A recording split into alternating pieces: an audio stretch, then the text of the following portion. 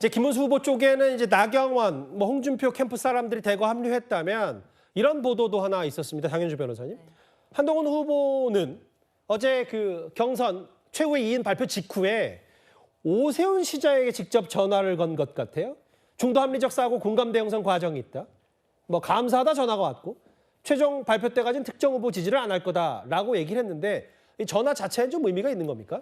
그렇죠. 일단 오세훈 시장이 뭐 지금 당장 어떤 후보를 지지한다 뭐 이렇게 하지는 않을 것 같고 뭐 아마도 이제 경선 이후에는 뭐 입장을 낼 수도 있겠다라는 생각은 듭니다.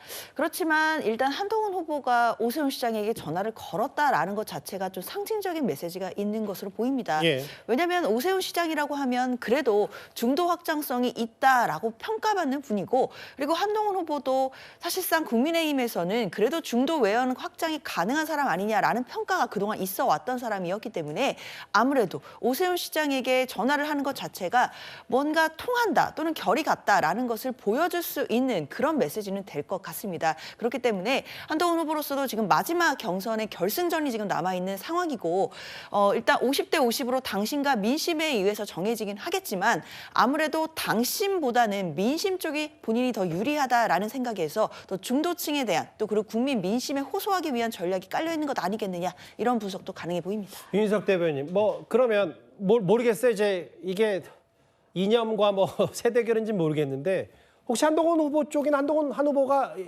안철수 후보나 뭐 이런 쪽에 전화를 하거나 혹은 뭐 이런 정도의 또 다른 뭐 저기는 없는 겁니까?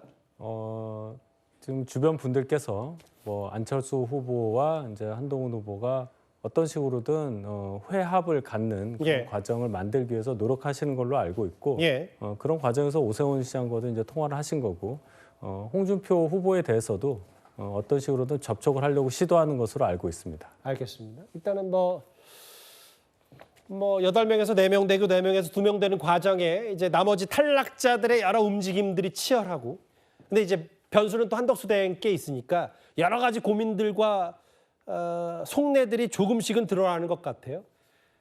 최종 후보를 가리기 전에 양자 토론이 남았고 이 두 사람은 앞으로 5월 3일 전까지 이제 맞대결 벌일 수밖에 없습니다. 지난주 목요일에 있었던 첫 번째 마수 토론 그 주요 장면 한번 저희가 다시 한번 모아봤습니다.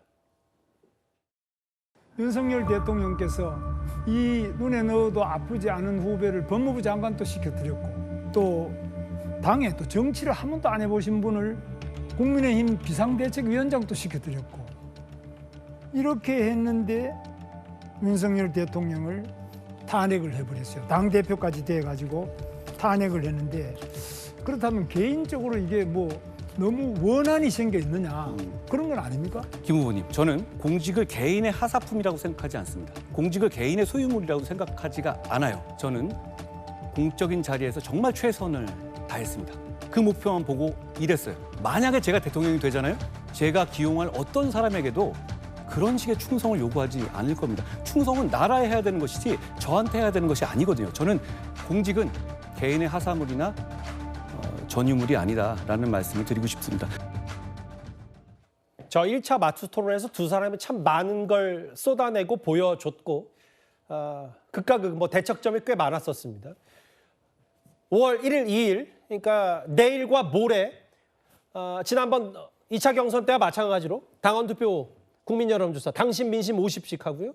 그리고 이번 주 토요일에 전당대회 때 대선 후보를 확정합니다. 탄핵 반대 탄핵 찬성 말고도 지금 이 친윤 쪽으로 김문수 후보로 쭉 쏠리고 있고 반대로 또 한동훈 후보 나름대로 여러 새 규합을 도모하고 있는데 그 다음 화면을 볼게요. 윤기찬 부위원장님, 사실은 두 사람이 이제 약간은 이제 한동훈, 홍준표 두 사람보다는 토론 때 더 세게 붙지 않았기 때문에 여러 가지 얘기도 나왔는데 오늘 한 언론 인터뷰를 각각 했는데 한동훈에겐 통합의 DNA가 없다. 김문수 후보는 15년간 매 선거마다 대표했다. 이제부터 다시 진검승부 시작되는 거예요?